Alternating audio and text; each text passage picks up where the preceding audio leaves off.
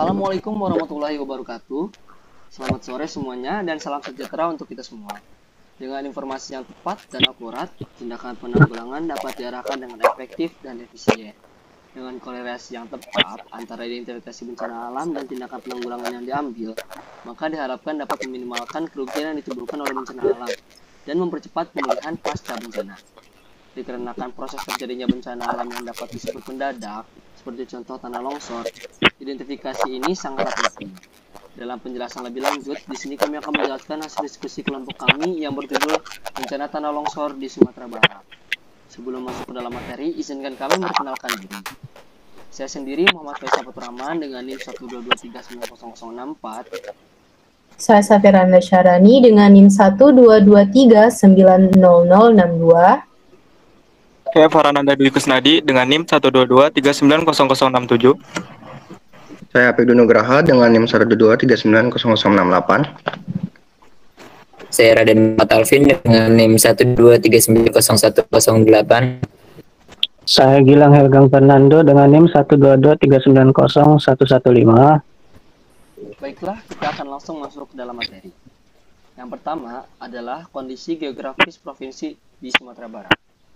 Yang pertama, kondisi geografisnya adalah berbatasan dengan 4 provinsi, yaitu Sumatera Utara, Jambi, Bengkulu, dan juga Riau.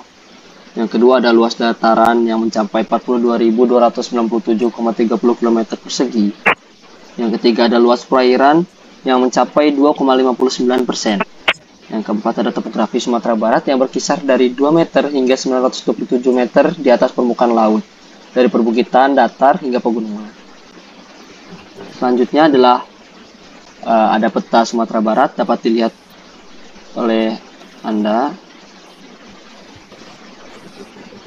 Selanjutnya adalah identifikasi dan dampak yang akan dibacakan oleh Ananda Farhananda Dwi Kusnadi. Pada Farhananda Dwi Kusnadi, waktu dan tempat dipersilakan. Baik, sebelumnya terima kasih kepada moderator atas kesempatan yang diberikan dalam presentasi hari ini.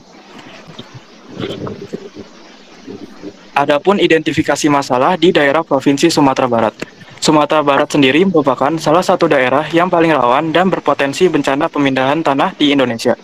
Berdasarkan pantauan Pusat Vulkanologi dan Mitigasi Bencana Geologi, pada tahun 2015, Indonesia terbagi menjadi berbagai wilayah terhadap deformasi tanah.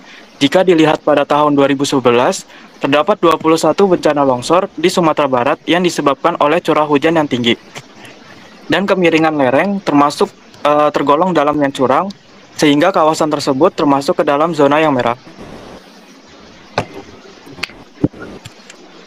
Adapun dampak tanah longsor bagi lingkungan. Yang pertama, terjadinya kerusakan, terhambatnya kegiatan ekonomi, terjadinya pencemaran air, munculnya berbagai jenis penyakit, dan keselamatan masyarakatnya itu dipertanyakan. Selanjutnya, dampak tanah longsor terhadap infrastruktur. Yang pertama, jalanan yang hancur dan tertutup oleh tanah yang longsor, bangunan-bangunan yang rubuh, dan dapat merusak sistem komunikasi. Yang terakhir, dampak tanah longsor terhadap ekonomi warga. Akibat tanah longsor, banyak korban tidak bisa melakukan aktivitas ekonomi. Akses jalan yang tertutup menjadikan salah satu terhambatnya perekonomian masyarakat sekitar daerah longsor. Sedangkan konsumen mempunyai kebutuhan yang aktif, selalu neraca perekonomian masyarakat mulai terputus karena dampak bencana alam ini. Selanjutnya adalah pemaparan materi diagram dan pernyataan masalah yang akan dibahas bersama. Kepada Saudara Apik Nugraha, Baiklah, sebelumnya terima kasih silakan. kepada moderator atas kesempatannya pada presentasi hari ini. Adapun diagram Fishbone analisis merupakan metode yang dikemukakan oleh seorang ilmuwan Jepang bernama Koro Ishikawa, disebut juga sebagai diagram sebab akibat atau diagram Ishikawa dengan ciri khas diagram yang berbentuk seperti tulang ikan. Visualisasi peta pikir yang berpadu dengan latihan brainstorming ini biasa disusun semakin merinci dari kanan ke kiri. Fishbone juga didasarkan pada kategori-kategori pengelompokan sebab, contohnya 6M plus 2T plus 11. Kategori-kategori tersebut diuraikan sebagai man, method, material, machine, market, money, time, teknologi, dan information. Next. Prosedur Fishbone analysis. Menurut Aris Kusnadi, fishbone analysis dilakukan dengan langkah-langkah sebagai berikut. Yang pertama, menyepakati pernyataan masalah. Pernyataan masalah yang disepakati ini diinterpretasikan sebagai efek atau secara visual merupakan kepala ikan dari diagram. Yang kedua, mengidentifikasi kategori-kategori dari garis horizontal utama, dibuatlah garis diagonal yang menjadi cabang. Setiap cabang mewakili sebab utama dari masalah yang dinyatakan. Cabang ini direpresentasikan sebagai cause atau secara visual merupakan tulang badan ikan dari diagram. Yang ketiga, menemukan sebab-sebab potensial dengan cara brainstorming, identifikasi sebab potensial dengan kategori tertentu seperti 6M plus 2T plus 11. Yang keempat, mengkaji dan menyepakati sebab yang paling-paling mungkin jika ada sebab-sebab yang mungkin lebih dari satu kategori. Kemungkinan merupakan petunjuk sebab yang paling mungkin. Penjabaran hasil identifikasi masalah dan rekomendasi penyelesaian masalah. Adapun pernyataan masalah, berdasarkan morfologi dari curah hujan yang telah dipaparkan pada bagian pendahuluan, Sumatera Barat berpotensi tinggi mengalami bencana tanah longsor. Tanah longsor merupakan perpindahan atau pergerakan batuan massa tanah secara menurun menuju bagian bawah suatu lereng. Bencana ini terjadi banyak menyebabkan berbagai kerugian di wilayah Sumatera Barat. Dampak tersebut antara lain, yang pertama, rusaknya infrastruktur, rusaknya permukiman warga, hambatan perekonomian, rusaknya lahan pertanian dan sumber air.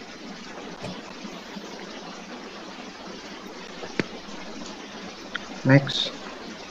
Selanjutnya adalah pemaparan materi, faktor-faktor, dan diagram yang akan dibacakan oleh Raden Muhammad Alvin. Kepada Raden Muhammad Alvin, waktu dan tempat dipersilakan. Baiklah, sebelumnya terima kasih kepada moderator atas kesempatan diberikan dalam presentasi hari ini. Di sini saya akan membacakan tentang faktor-faktor permasalahan yang ada di Sumatera Barat. Yang faktor pertama yaitu ada atau manusia yang terlibat dalam terjadinya masalah. Penyebab yang pertama ada kurangnya kepedulian terhadap lingkungan. Penyebab kedua ada pembalakan liar, aktivitas pertambangan yang berlebihan, dan pengalih fungsian lahan menjadi kebun kelapa sawit. Penyebab ketiga yaitu tidak adanya reboisasi. Faktor selanjutnya yaitu ada metode dan money. Metode itu ada terkait dengan metode atau prosesnya, dan money itu terkait dengan ekonomi daerah tersebut. Penyebab pertama dari metode adalah tidak ada terasering atau bangunan konservasi air dan tanah. Penyebab keduanya kurangnya perhatian pemerintah. Dan penyebab di faktor money yang pertama, keadaan ekonomi menyebabkan ketidakmampunya masyarakat yang bermukim di lereng untuk pindah. Penyebab kedua yaitu tidak ada program relokasi dari pemerintah, dan rumah-rumah masyarakat membebani lereng atau rentan mengalami pergerakan. Selanjutnya ada faktor milieu atau modern nature dan faktor time. Di faktor milieu atau modern nature, penyebab pertamanya yaitu zona merah pergerakan tanah. Penyebab kedua kurangnya perhatian dari pemerintah. Dari faktor time ada penyebab yaitu pengekian permukaan tanah. Penyebab kedua ada curah hujan tinggi, adanya limpasan permukaan. Dan penyebab ketiga kurangnya vegetasi atau tutup lahan untuk infiltrasi yang baik. Selanjutnya ada faktor informasi yaitu kurangnya edukasi masyarakat akan penyebab longsor. Berikut adalah diagram fishbone terjadinya tanah longsor di Sumatera Barat yang sudah kami analisis. Pemaparan materi selanjutnya adalah akar masalah dan solusi yang akan dibacakan oleh Saudara Gilang Hergan Fernando. Pada waktu dan tempat dipersilakan. Baik, terima kasih pada moderator atas waktunya dan kesempatannya. Selanjutnya kita lanjut ke akar masalah.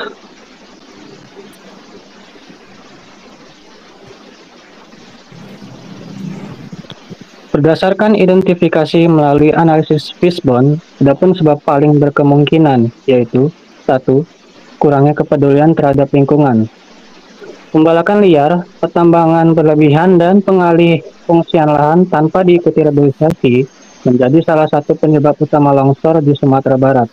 Bahwa ini kemudian berpengaruh terhadap kategori waktu dan milieu. 2. Pengikisan permukaan tanah. Seiring berjalannya waktu, curah hujan yang tinggi di Sumatera Barat membuat tanah pada kondisi jenuh. Apalagi ditambah dengan kurangnya vegetasi dan tutupan lahan, yang kemudian menyebabkan adanya limpasan air di permukaan tanah. Tanah yang terkikis akibat limpasan ini berdampak ekologi Sumatera Barat karena dapat membuat kemiringan lereng semakin curam. Selanjutnya, solusi. 1. Melakukan reboisasi. Reboisasi diperlukan untuk menahan limpasan permukaan. Selain itu, tanaman dapat mencegah terjadinya longsor karena membantu proses infiltrasi air hujan.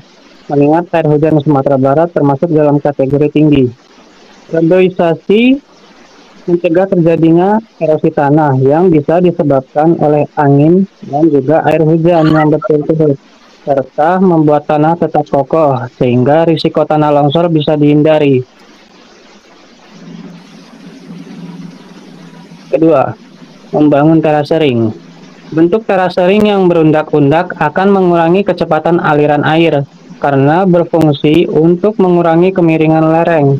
Selain itu, terasering dapat membantu resapan air. Relokasi penduduk. Penduduk yang berada di daerah lereng rawan longsor sebaiknya direlokasi ke tempat yang lebih aman. Dari aja ya. Selanjutnya adalah pemaparan materi kesimpulan yang akan dibacakan oleh saudari Safira. Kepada saudari Safira, waktu dan tempat dipersilakan. Baik, terima kasih Faisal atas waktunya. Di kesempatan kali ini saya akan memaparkan kesimpulan berdasarkan materi yang telah dijabarkan oleh teman-teman saya. Adapun kesimpulan yang diperoleh yaitu yang pertama hasil klasifikasi mengenai potensi bencana alam longsor di Sumatera Barat. Tanah longsor sendiri adalah pergerakan tanah ke arah bawah. Sumatera Barat ini tergolong ke dalam daerah yang rawan mengalami bencana tanah longsor karena morfologinya meliputi bukit-bukit dengan lereng yang curam. Selain itu, Sumatera Barat memiliki faktor curah hujan yang tinggi. Yang kedua, hasil analisis menunjukkan bahwa wilayah Sumatera Barat ini secara umum memiliki tingkat kelerengan yang tinggi yang mengandung material longsoran dalam jumlah besar serta jenis batuan lepas yang relatif tidak stabil terhadap proses longsoran. Akan tetapi analisis ini masih tergolong terbatas pada tolak ukur parameter geomorfologi. Oleh karena itu, masih sangat diperlukan analisis lebih lanjut mengenai faktor lain penyebab longsor di Sumatera Barat. Kesimpulan yang ketiga yaitu kontribusi gambaran umum masyarakat Sumatera Barat dalam menghadapi bencana tanah longsor. Sebenarnya masyarakat umum Sumatera Barat ini sudah memiliki pengetahuan yang sangat baik mengenai tanah longsor. Mereka sudah mengetahui bahwa daerah mereka merupakan daerah yang rawan bencana tanah longsor. Sehingga apabila ada tanda-tanda tanah longsor, mereka sudah memiliki jalur evakuasi yang familiar untuk melindungi diri dari bencana tersebut. Baiklah, sekian pemaparan materi dari kelompok kami. Mohon maaf bila ada kesalahan. Jika ada pertanyaan, boleh langsung ke dalam kolom komentar. Wabillahi taufiq wal hidayah. Wassalamualaikum warahmatullahi wabarakatuh.